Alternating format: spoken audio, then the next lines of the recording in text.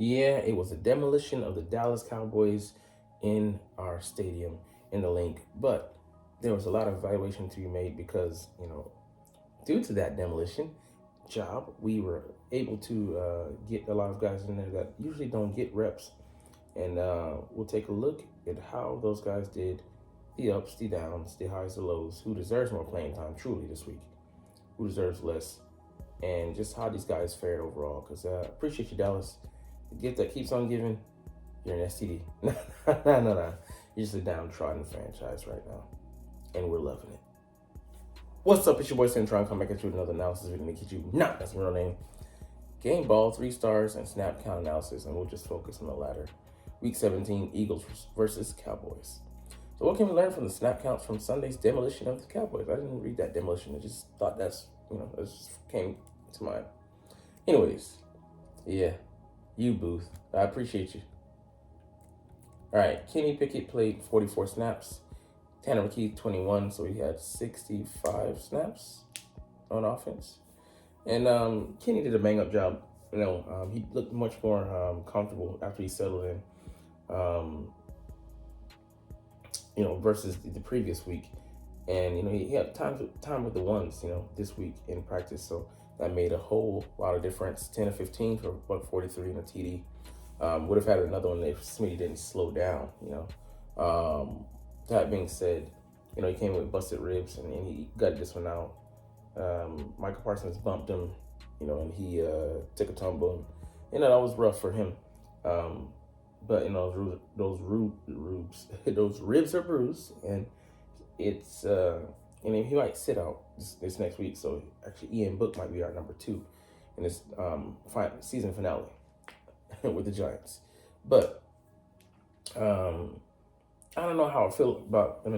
I think I feel kind of ambivalent about him coming in midway through a matchup, but him going in with a week to prepare with the starters, I feel confident in him executing the game plan, leaning on defense, and I'm not gonna say depending on the opponent, we'll see how that goes, but coming in cold turkey is tough for anybody. Now Tanner McKee, he did a bang up job as well, 21 snaps. If you're 3 or 4 for 54 yards and 2 TDs, man, you're doing a hell of a job. I think these 2 quarterbacks are more tailored towards Kellen Moore's offense as is, and his system is just quarterback friendly. You look at it and the success that Jalen's had as well as these 2 guys. He came out and showed that I think he should be number 2 next year. I don't know what we do with Pickett, trade him in the offseason or whatever, but Tanner, I think, can do the job. And I love what, the article suggested. We draft a guy like, the Oregon dual threat quarterback and develop him behind Tanner McKee.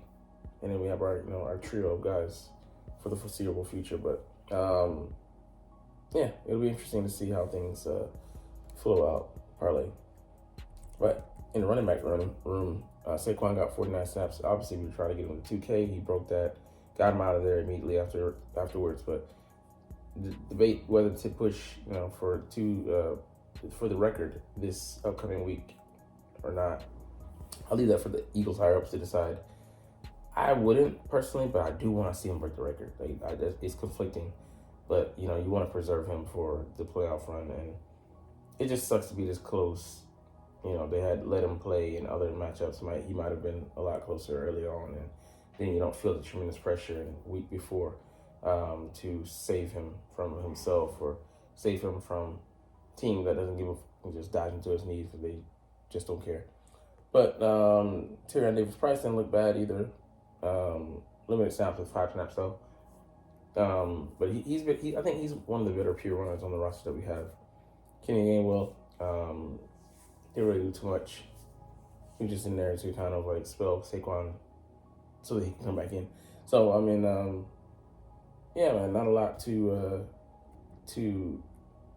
gestulate from that. As well with these guys, AJ Brown and Marcus Smith, they both did pretty good.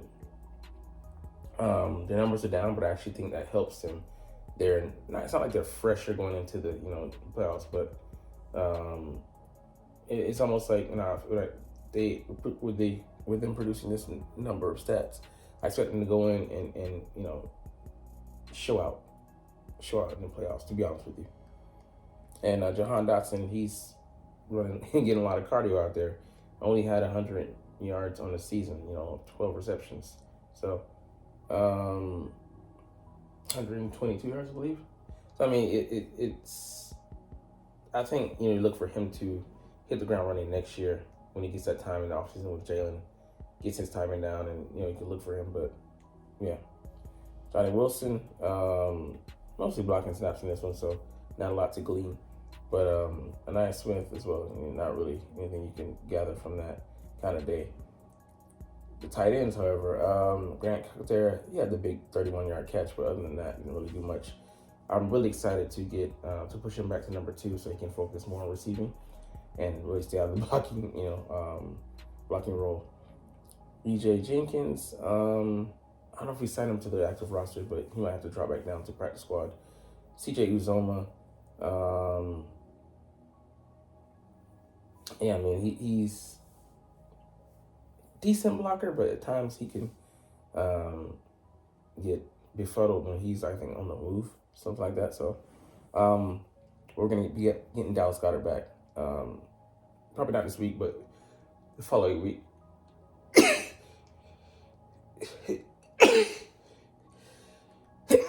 Damn. He's eligible to come off this week, but, don't really expect him to do so because, no PT. Damn. All right, the line did an excellent job. There were some warts here and there. You saw a couple of guys, miss blocks or, not play their assignment the way they're supposed to. But overall, including Tyler Steen, very solid job by our guys. Yeah, destroying Dallas blockers, man. All right, edge defenders, Nolan Smith, he did an excellent job.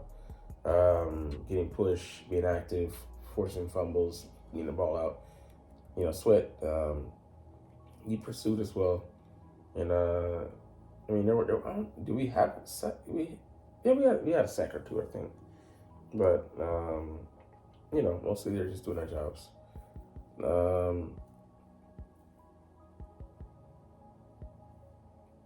I think he'll finish with 8 sacks, definitely. But Bryce Huff getting hurt with a shoulder injury. You're kind of concerned because he just came off of IR. But it's something he'll be able to play through, pain management. Travis Hunt continuing to get the experience. He's come on better than I thought he would, so that's a positive to the season. Interior defensive line, I mean, Jalen Carter's just been a monster. His keenness, he was the backup right guard. I think Hoffman was no match for him. Moro Ojomo, he shot in there a couple times. I'm like, damn, he's getting active. Milton Williams definitely looked good.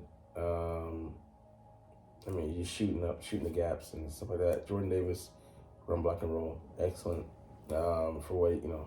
for his role. Thomas Booker, didn't really notice him, but I think he played solidly. So definitely looking forward to seeing Booker and Moro Ojomo next week. But I still want to see our guys come out of this one injury free. So Oren Burks played a lot of snaps.